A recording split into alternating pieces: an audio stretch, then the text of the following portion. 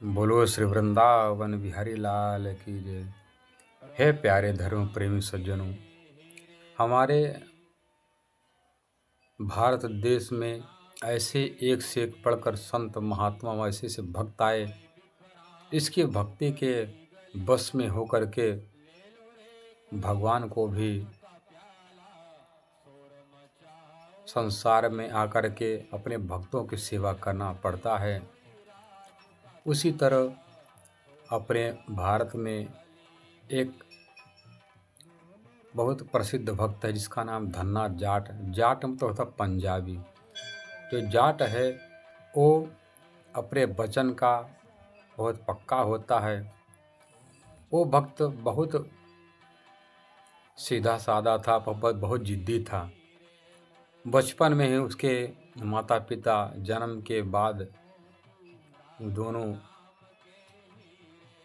मर जाते हैं, तो उनकी जो धन्ना जाट के जो काका काकी थे, उन्होंने ही धन्ना जाट को पाल पोस कर बड़ा किया। उससे रात दिन सेवा करवाते अपना। और जब बड़ा हो गया तो सोचते कि एक कब तक मेरे सिर पर भार बना रहेगा, इसका मैं विवाह कर दूँ। विवाह करने के बाद जैसे उसकी पत्नी आई, कहती अब तो अकेला इसको भोजन पानी कराना पड़ता था, अब इसकी पत्नी भी है, पत्नी का भी भार हम सबको ढोना पड़ेगा। इसलिए धन्ना जाट और उसकी पत्नी, उसकी एक छोटी सी बहन थी, उसको अलग कर दिया गया। जाओ तुम लोग जहाँ मन हो तहाँ रहो, कमाओ खाओ। और धन्ना जाट का तो कि काकी मेरा भी इस घर में हिस्सा है, मेरा हिस्सा का जो ज़मीन है दे दीजिए। तो उसके हिस्से में काकी कहते तुम्हारे हिस्से में एक बंजर भूमि है, ले जाओ। बंजर भूमि उसके हिस्से में आई। उसके घर में 2 बैल थे, जिससे बेचारा किसान था, सबका भरण पोषण करने के लिए अपने परिवार का खेती किसानी करता। एक दिन की बात है, काकी के कहने पर उसी को कोई चाहने वाले ने उसके जो बैल के जोड़ा थे, एक को जहर पिलाकर मार डाला, जिसका नाम था, बैल का नाम मोती था। मोती के मरने के बाद वो किसान एकदम अनाथ हो गया कि मैं जिसके बल पर मैं कोई भी कार्य कर लिया करता था, मेरा बैल भी नहीं रहा, मेरी ज़मीन भी बंजर हमको मिली। अब धीरे धीरे मेरी बहन बड़ी हो रही, सयानी हो रही, मैं उसका विवाह कैसे करूं। उनके गांव में एक पंडित रहते थे, जो जा कर के हर घर में कभी दूध मांगते, कभी घी मांगते, कभी चावल मांगते, कभी आटा मांगते।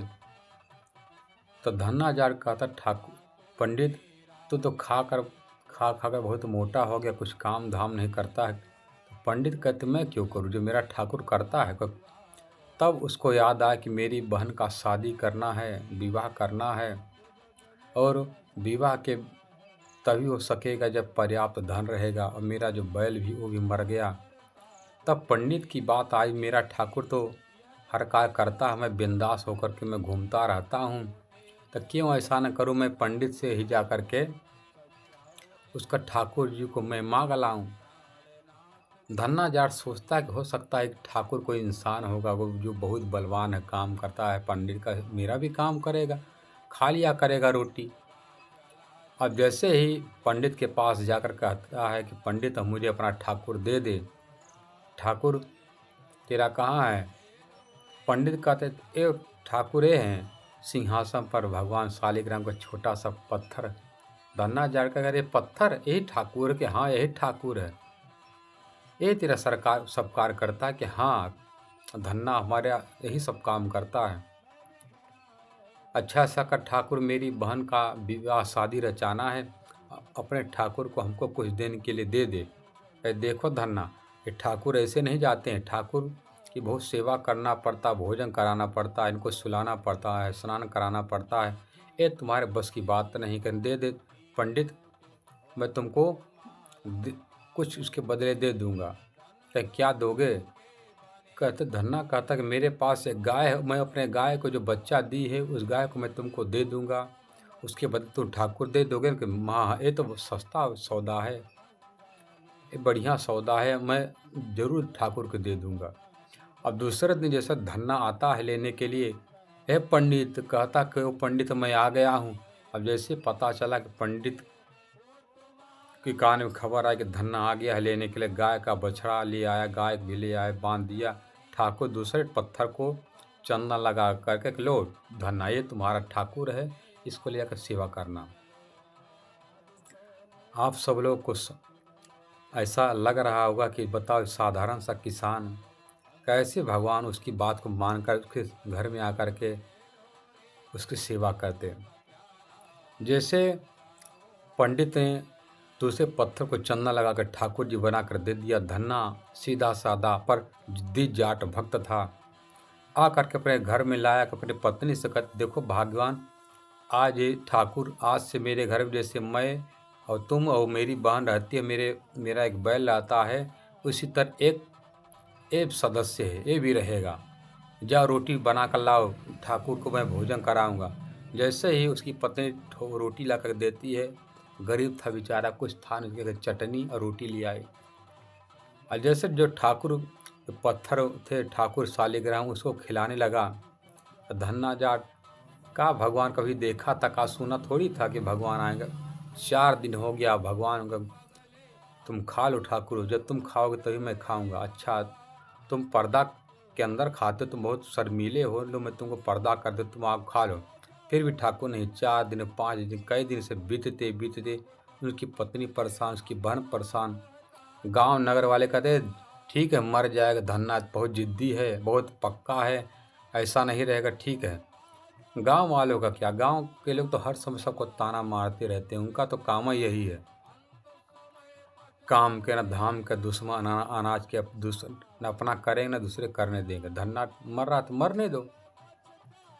अब जब कई दिन हो गया, भगवान उधर उनसे रहा नहीं गया कि मेरा धन्ना खा नहीं रहा, मैं कैसे लक्ष्मी जैसे भोजन करके ले आते, प्रभु भोजन कर लीजिएगा। तो मैं भोजन नहीं करूँगा देवी, क्योंकि मेरा धन्ना जाट जो भक्त है वो बहुत जिद्दी भक्त है। जब तक वो नहीं खाएगा, मैं नहीं खाऊंगा तो वो नहीं खाएगा, वो नहीं खाएगा तो उसके परिवार लड़के बच्चे भी नहीं खाएंगे, इसलिए जाना पड़ेगा। लक्ष्मी जी कहते जाइए पर जल्दी आइएगा। कहते भाई जा रहा, धन्ना जाट बहुत जिद्दी है, उसके पास जब छुट्टी देगा तभी ना मैं आऊँगा। जैसे भगवान आए उसके घर, कहते कि धन्ना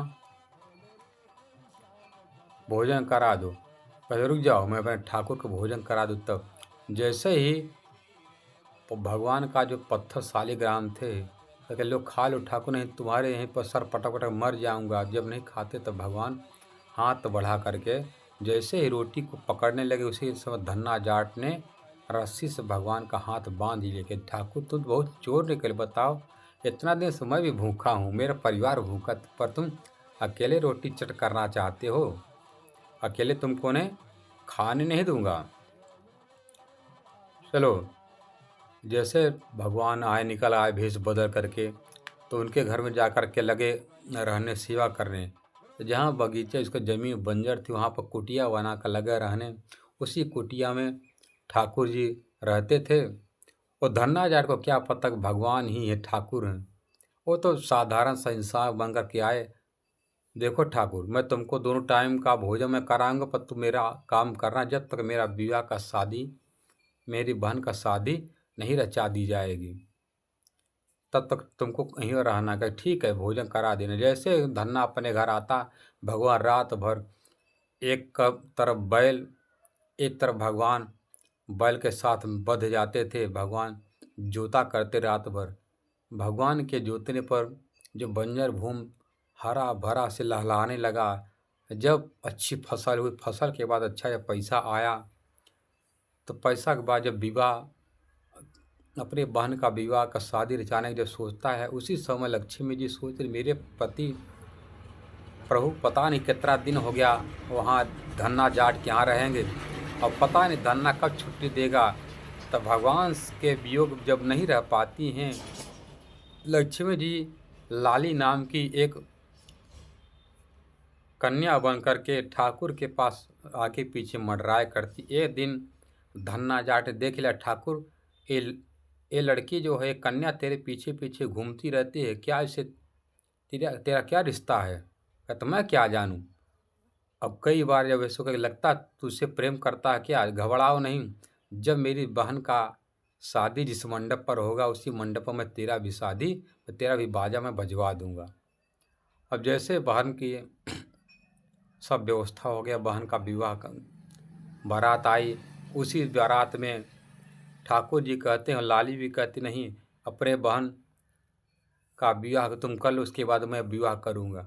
उधर बहन धन्ना जाट अपने बहन का विवाह धूमधाम से किया।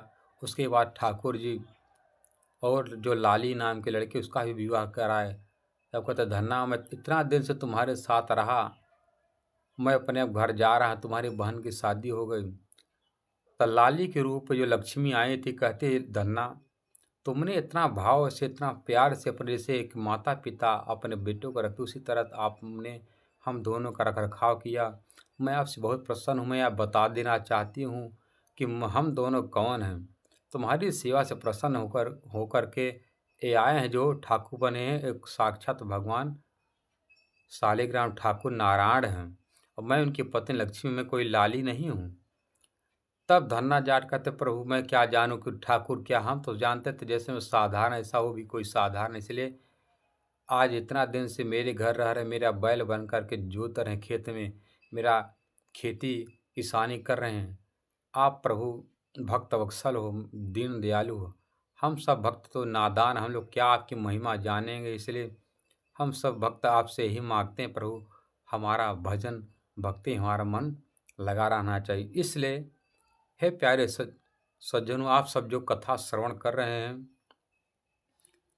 आप सब लोगों को सुनकर बड़ा आश्चर्य हुआ होगा कि कैसे एक धन्ना जाट सीधा साधारण पंजाबी भक्त होने के कारण भी, सीधा होने के कारण भगवान उसके घर जूता करते। जब तक आपके मन में विश्वास होगा, भाव रहेगा, तो भगवान आज भी अपने भक्तों के पास आते हैं उनके भक्तों की मदद करने के लिए। बोलो श्री वृंदावन बिहारी लाल की जय। तो कहने का तात्पर्य है कि हम सब भी भगवान के प्रति बड़े भाव से विश्वास से अपने भगवान की भक्ति सेवा करना चाहिए। देखो भक्तों का जीवन दुख में हो, कष्ट में होता है और कष्ट होता है तब जब भगवान अपने भक्ति की परीक्षा लेते हैं। जैसे कुम्हार घड़ा बनाता है, घड़ा बनाने से पहले मिट्टी को रौंदता है, मिट्टी को चकला में चला करके मटका बनाता है। मटका बनाते समय उस मटके में कुम्हार हथौड़ा मारता और अंदर सहारा लगा कर रखता कि टूटे न पावे। और इतना मेहनत के बाद उस मटके को आग जो तपाया जाता है, आग में तपने के बाद जो पक्का घड़ा होता है उसको मानता है कि मेरा मेहनत का सबसे नंबर का है। और जो दूसरे नंबर का है उसको कम। तो कहने का मतलब भक्त को भी भगवान अपने परखते हैं और परखने के बाद ही भगवान अपने भक्तों पर कृपा करते हैं। इसी तरह हम सबको भी अपने भगवान पर दृढ़ विश्वास करके रखना चाहिए। बोलो प्राणनाथ प्यारे की जय, कृष्ण कन्हैया लाल की जय।